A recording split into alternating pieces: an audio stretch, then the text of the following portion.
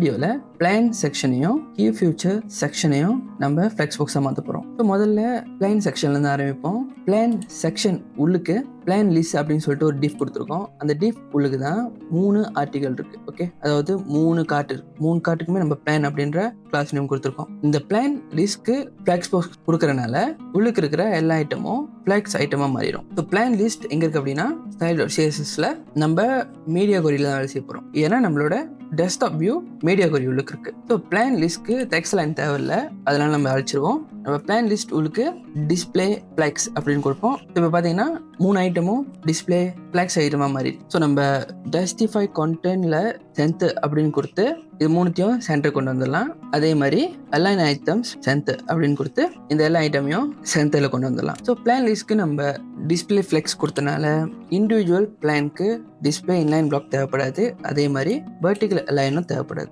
ஏன்னா அந்த வேலையை தான் நம்ம அலைன் ஐட்டம்ஸ் சென்டர் செய்யுது. ஆனால் அதோட முடிஞ்சான்னு கேட்டிங்கன்னா இல்லை.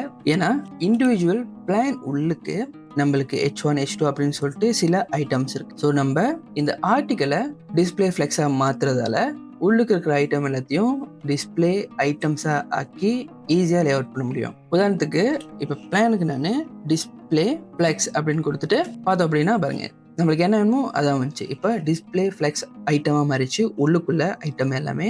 ஆனால் இது இப்போ டைரக்ஷன் ரோல் இருக்கு, நம்ம கோலம்க்கு மாற்றணும். ஸோ ஃப்ளெக்ஸ் டைரக்ஷன் சேவ் பண்ணிட்டு பார்த்தோம் அப்படின்னா ஓகே, இப்போ நம்மளுக்கு என்ன வேணுமோ அது வந்துச்சு. ஸோ உள்ளுக்கு இருக்கிற ஐட்டம் எல்லாமே நம்ம மெயின் எக்ஸிஸில் ஸ்பேஸ் பிட்வீனாக மாற்றணும். அதாவது ஜஸ்டிஃபை கான்டென்ட் ஸ்பேஸ் பிட்வீன் அப்படின்னு கொடுத்தா எல்லா ஐட்டமும் இந்த மாதிரி நெருக்கமாக பக்கத்தில் இல்லாமல் கேப் போட்டு அதோட ஸ்பேஸ் அது எடுத்துக்கும். So justify content space between save பண்ணிட்டு பார்த்தோம் அப்படின்னா பெரிய மாற்றம் ஒன்றும் இல்லைன்னா கூட இது எக்ஸாக்டாக அதோட வேலையை தான் செய்யுது.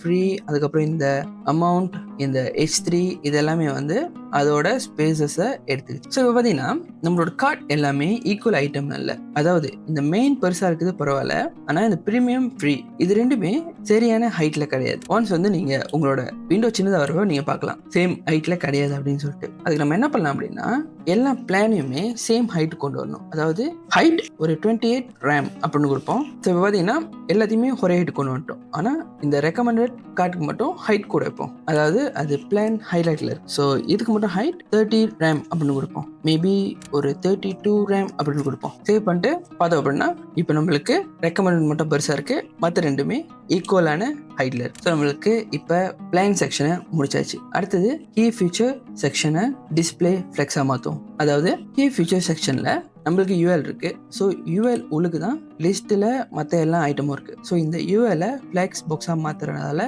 உள்ளுக்கு இருக்கிற லிஸ்ட் எல்லாமே ஃப்ளெக்ஸ் ஐட்டமாக மாற்றலாம். ஸோ அது எங்கே இருக்கு அப்படின்னா கீ ஃபியூச்சர் லிஸ்ட் நம்ம மீடியா கொரி உள்ளுக்கு தான் மாற்றணும். ஏன்னா மீடியா கொரி தான் டெஸ்க்டாப் வியூ. ஸோ அதனால நம்ம கீ ஃபியூச்சர் லிஸ்ட் மேலே மொபைல் இனிஷியல் கோட்டில் இருக்கிறத அப்படியே காப்பி பண்ணி மீடியா கொரி உள்ளுக்கு போட்டுருவோம். போட்டு நம்மளுக்கு உள்ளுக்கு இருக்கிற எல்லா ஐட்டமும் எடுத்துட்டு வெறும் டிஸ்பிளே ஃப்ளெக்ஸ் அப்படின்னு கொடுப்போம். இப்போ சேவ் பண்ணிட்டு பார்த்தோன்னா ஓகே, இப்போ உள்ளுக்கு இருக்க ஐட்டம் எல்லாமே டிஸ்பிளே ஃப்ளெக்ஸாக மாறிடுச்சு. இதை நம்ம ஜஸ்டிஃபை கான்டென்ட் சென்டரில் கொடுக்கறது மூலியமா எல்லா ஐட்டமும் சென்டருக்கு வந்துடும். அதாவது ஜஸ்டிஃபை கான்டென்ட் சென்டர், இப்போ எல்லா ஐட்டமும் சென்டரில் இருக்கு. இப்போ நம்ம கீ ஃபியூச்சர் இருக்கிற எல்லா ஐட்டமும் வெர்டிகல் அலைன் அப்படின்ற ஒரு ப்ராப்பர்ட்டி கொடுக்க தேவையில்ல. அதே மாதிரி டிஸ்பிளே இன்லைன் பிளாக்ன்ற ப்ராப்பர்ட்டியும் கொடுக்க தேவையில்லை. ஏன்னா இப்போ உள்ளுக்கு இருக்கிற ஐட்டம் எல்லாமே ஃப்ளெக்ஸ் ஐட்டமாக மாறிடுச்சு. சேவ் பண்ணிட்டு பார்த்தோன்னா இப்போ ஒரு மாற்றமும் இருக்காது. ஸோ இந்த வீடியோவில் ஃப்ளெக்ஸ் யூஸ் பண்ணி நம்மளோட பிளான் செக்ஷனையும் கீ ஃபியூச்சர் செக்ஷனையும் கிளீன் பண்ணியாச்சு. அடுத்த வீடியோவில் நம்ம கஸ்டமர் பேஜை ஃப்ளெக்ஸ் பாக்ஸ் யூஸ் பண்ணி எப்படி லே அவுட் பண்ணலான்னு பார்க்கலாம். See you next video.